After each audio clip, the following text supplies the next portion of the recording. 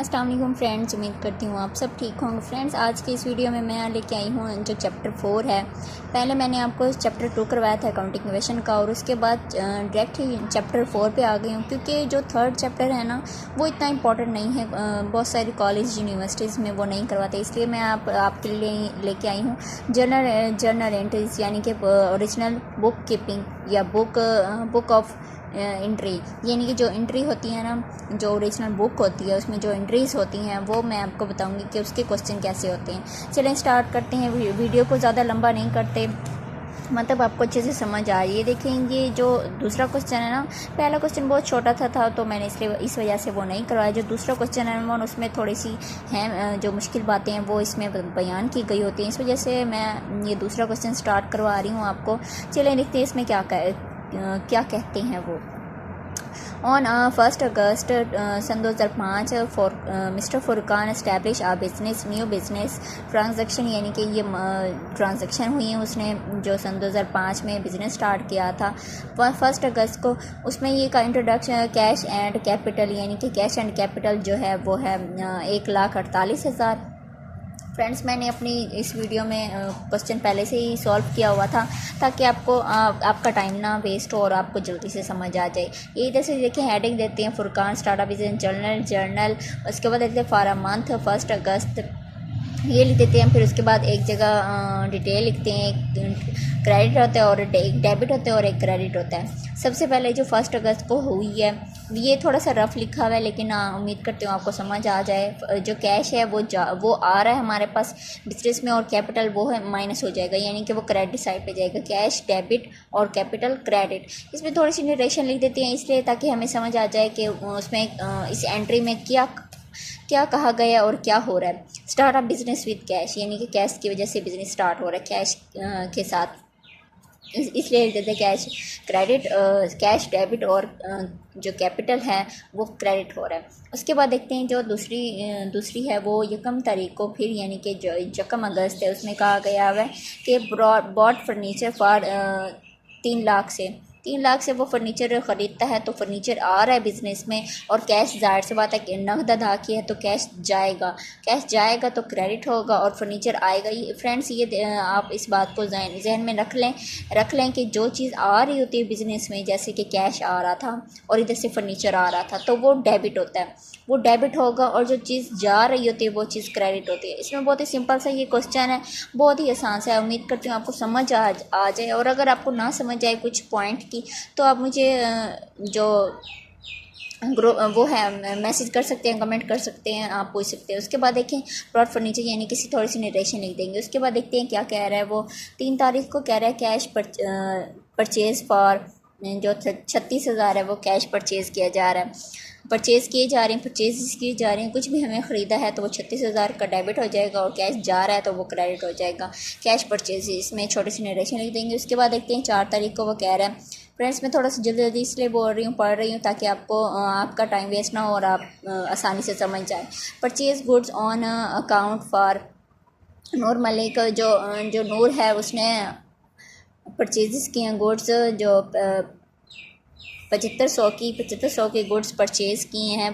उसके बाद देखते हैं, ये देखें गुड्स परचेज़ किए हैं 7500, और अकाउंट पेबल, यानी कि उसने जो उधार पे जब किसी का नाम आ जाए वो, या ये लिखा हो कि उसने ऑन क्रेडिट, तो ये उधार होता है, तो उधार अकाउंट पेबल जाहिर सी बात उन्होंने हमें देने होते हैं, तो इस वजह से ये लिख देते हैं।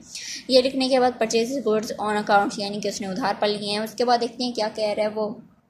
9 तारीख को कह रहे goods return to Noor milk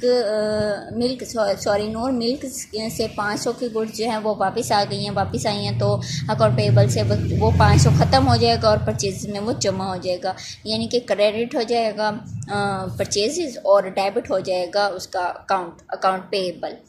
ये छोटी सी नरेशन लिख देंगे। उसके बाद देखते हैं जो 12वीं एंट्री है उसमें क्या क्या है, कैश सेल्स, यानी कि सेल्स किए जा रही हैं कैश। इसका मतलब ये नहीं कि जो कैश है वो सेल कीजिए, यानी कि वो सेल्स कुछ चीज़ें सेल की हैं और जो कैश पे है, उधार पर नहीं कैश पे, इस वजह से ये लिख देंगे 9900 सेल्स जो हैं वो क्रेडिट हो जाएंगी और ये हो जाएगा कैश हो जाएगा डेबिट। उसके बाद छोटी सी नरेशन लिखेंगे। उसके बाद देखते हैं कि जो 19 के बाद 12 के बाद 17 है, उसमें क्या कहता है, paid cash less account on Noor milks. जो नूर मिल्क्स हैं वो उसने जो अकाउंट है डिस्काउंट दे दिया, उसने हमें डिस्काउंट दे के अकाउंट पेबल यानी कि जिस उसने हमें देने थे तो 7500 देना था, उसने हमें डिस्काउंट दिया 150 रुपये डिस्काउंट दिया और ये हमें रकम दे दी, कैश दिया। उसकी छोटी सी नरेशन लिख देंगे। उसके बाद देखते हैं कि वो जो नेक्स्ट है उसमें क्या कहा है। 20 तारीख को वो कह रहे हैं कि 20 तारीख को वो कह रहे हैं सोल्ड गुड्स टू मुबीन और कंपनी, मुबीन एंड कंपनी। ये जो मुबीन एंड कंपनी है उसने गुड्स सोल्ड किए हैं, वो सोल्ड किए हैं। उसके बाद देखिए 20 तारीख को उसने जो अकाउंट रिसीवेबल है जिसका हमने उधार देना था वह 2500 है, तो 2500 डेबिट हो जाएगा और जो सेल्स हैं वो क्रेडिट हो जाएंगी। उसके नरेशन लिख के फिर देखते हैं कि क्या कह रहा है। 22 तारीख को कह रहा है loss by accident while goods were in seat, यानी कि जो गुड्स हैं वो लॉस में आ गई हैं 175 की, और 175 की जो एक्सीडेंटली तौर पर जो हमें लॉस हुआ है वो है 175 डेबिट हो जाएगा और यहाँ से परचेजेस 175 क्रेडिट हो जाएगा। नरेशन लिख देंगे। उसके बाद देखते हैं जो 23 तारीख को वो goods return by Mubeen and company 125, जो मुबीन एंड कंपनी से हमने देना था वो वापस आ गई हैं, तो सेल्स रिटर्न हो रही हैं, तो वो ये डेबिट हो जाएगा और जो अकाउंट रिसीवेबल है वो क्रेडिट हो जाएगा।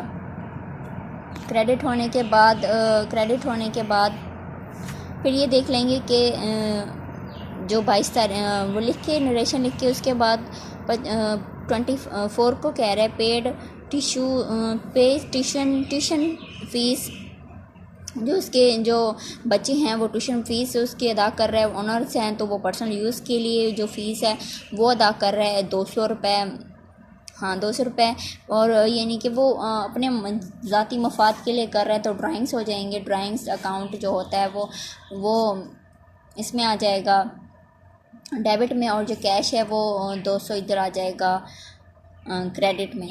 डेबिट कैश जो है वो क्रेडिट हो जाएगा और ड्राइंग्स वो हो जाएंगी। उसके बाद नरेशन लिखने के बाद जो 25 तारीख के है वो receive cash less account from Mubeen and company full statement of account, यानी कि जो उसकी जो मुकम्मल वो है रकम है वो करने के बाद जो 25 बन गई है, जो 2450 बच गई है वो कैश डेबिट हो जाएगा और डिस्काउंट अलाउ जो उसने अलाउ कर दिया है हमें वो 50 रुपये वो भी क्रेडिट हो जाएगा। यानी कि 2 इफेक्ट होंगे। क्रेडिट साइड पे जो क्रेडिट होगा वो है अकाउंट पेएबल क्रेडिट हो जाएगा 2500 रुपये, यानी फुल स्टेटमेंट है इस वजह से कर दिया है क्रेडिट। और उसके बाद 27 तारीख को सोल्ड फर्नीचर और कैश, यानी कि जो फर्नीचर था वो उसने सोल्ड कर दिया है, तो उसके पास जो सेल्स थी वो आ रही हैं, इस वजह से वो क्रेडिट डेबिट हो जाएगा और जो फर्नीचर है वो जा रहा है तो वो क्रेडिट हो जाएगा।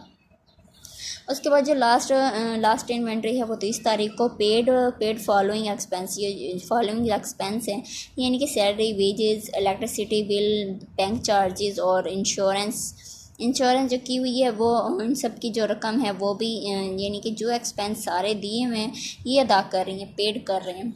उसके बाद ये देखिए ये सारे मैंने एक्सपेंसेस लिख दिए हैं, ये डेबिट हो जाएंगे और कैश इन सबको जमा करके जो कैश बन रहा है वो क्रेडिट हो जाएगा। और छोटी सी वो नरेशन लिख देंगे नीचे, एक्सपेंसेस पेड इन कैश, ये कैश पर पेड हो रही हैं।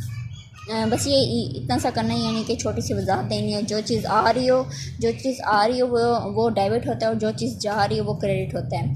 फ्रेंड्स उम्मीद करती हूँ आपको मेरी वीडियो बहुत पसंद आई होगी, यानी कि समझ आई हो गई आपको। अगर समझ नहीं आई तो आप मुझे कमेंट कर सकते हैं, पूछ सकते हैं। कोई भी आपको जो एंट्री है वो समझ नहीं है वो आप मुझसे पूछ सकते हैं। उम्मीद करती हूँ मेरी आज की वीडियो आपको पसंद आई होगी। अपना ख्याल रखिएगा। अल्लाह हाफिज़।